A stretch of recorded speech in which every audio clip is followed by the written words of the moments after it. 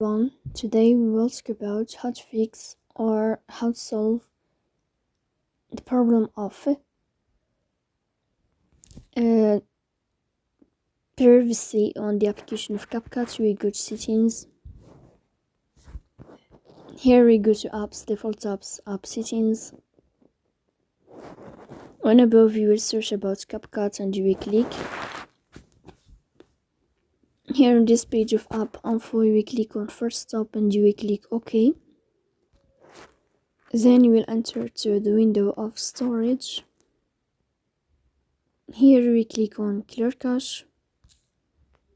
Then we go to Play Store.